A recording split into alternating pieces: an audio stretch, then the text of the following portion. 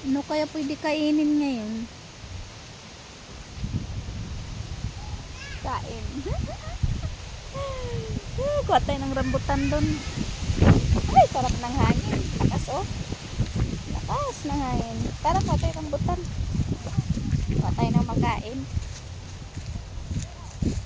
Kuha tayo ng makain. May makain. Ano to? Hindi yung manok. Ano to? Limlim yung manok.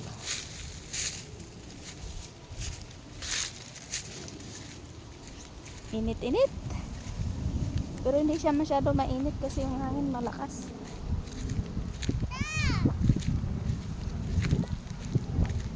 Malakas yung hangin.